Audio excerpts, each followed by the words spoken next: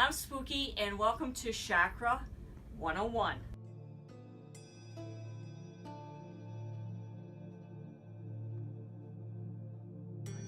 The first thing I wanted to explain is a couple people asked me, how do you really pronounce it?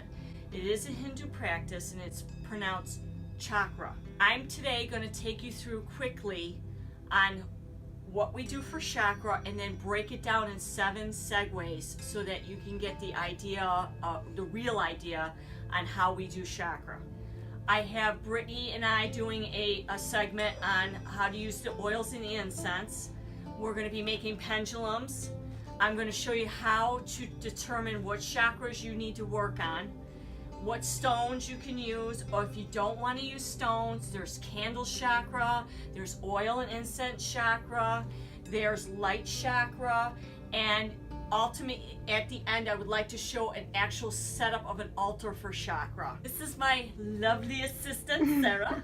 Also, if you're just joining us for this, Sherry had done a couple of huge posts on behind chakra and what it's about. So if you go back on our page, you can read through all of the information and sort of catch yourself up to this point. Yeah, it everybody's is on the page. Do a demonstration. What I want everybody to remember, this is a Hindu practice. A lot of people ask me, well, what's the first thing you do? Well, the first thing you want to do is you want to cleanse. I will show you the proper way of cleansing, what you can and cannot use. It will go with your body.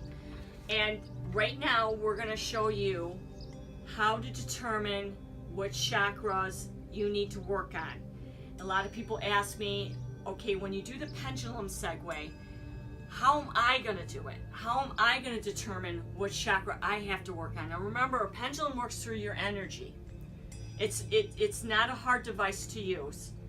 And you can actually print out each chakra or have them on one separate piece of paper. What you would do is, before you do anything, you want to make sure that your pendulum's clean, and you would actually hold the pendulum over each chakra and ask it, does this chakra need to be cleansed? And it will either sway back and forth for yes or is circle and no.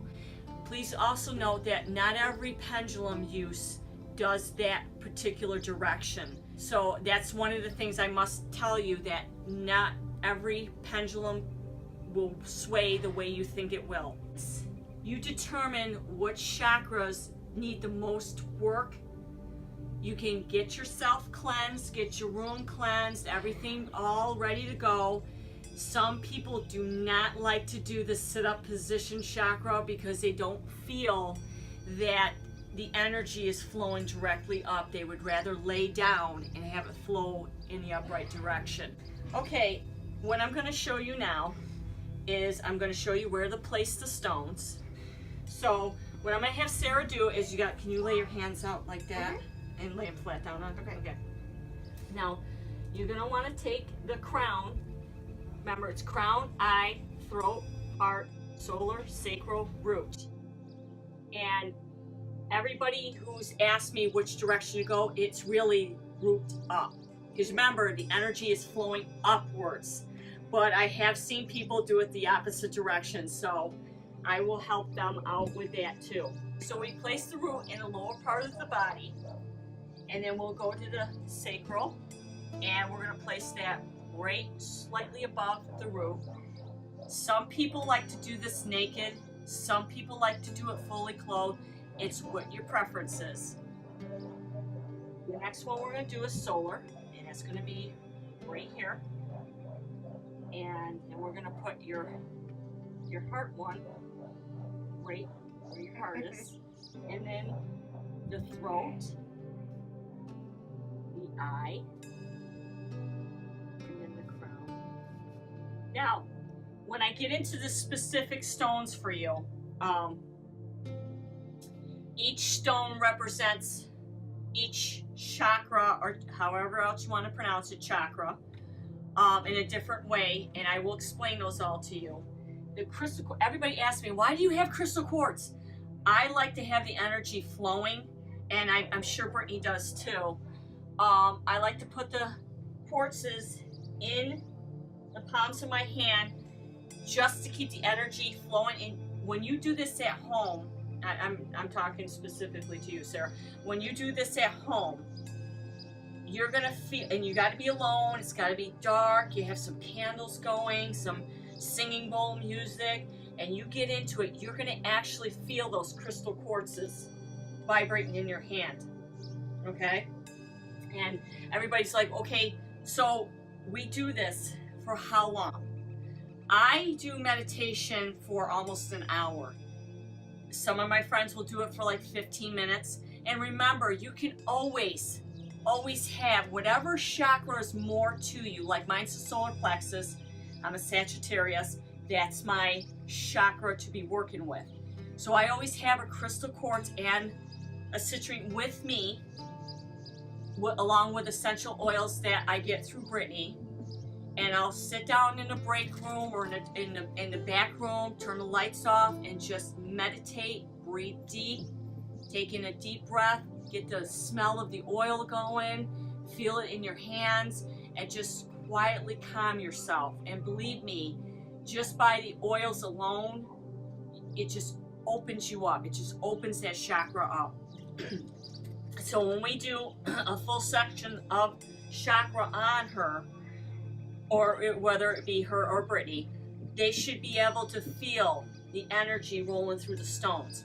I like to use the oil with the stones. Not everybody does, because they say, well, the smell. You don't put an excessive amount of oil on your skin.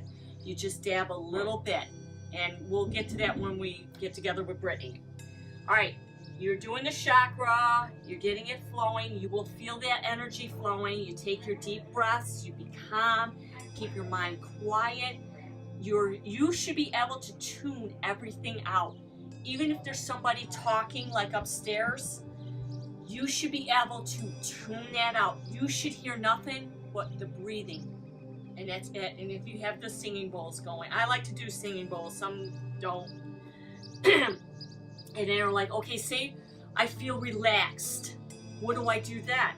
And I said, when you're at your best, relaxed, peacefulness, calm, you're done.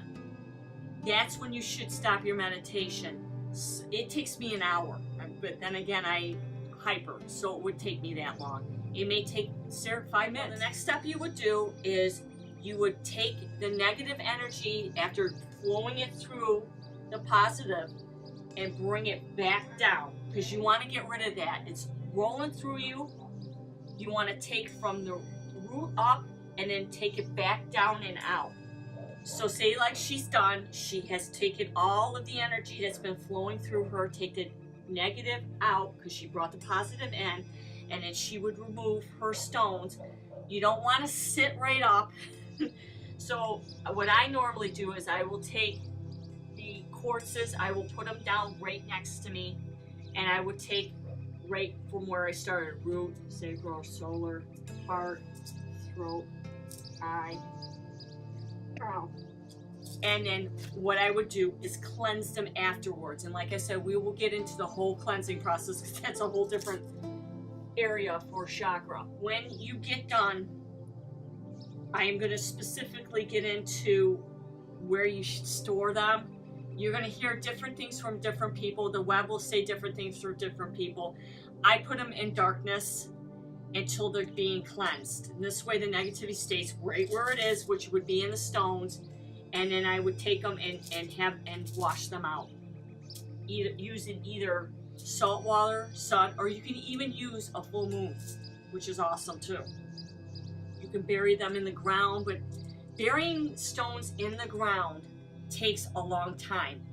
I found that a lot of the stones that I dug up, I didn't get that quite vibe, especially from the quartz. I like to keep mine in a wooden box with some salt in it, sea salt in it. You may want to go home and put that in a completely different box, put a little sea salt in it, but if I were you, sea salt water when you get home, okay? Just sort of, because we just put that all on you, and you weren't really doing it, but you want to keep them clean. Okay. So that's how this is a fast introduction of how you would do chakra. And like I said, we're going to break that down in 7 parts with both Brittany and with Sarah. Thank you for joining us. We will see you very soon.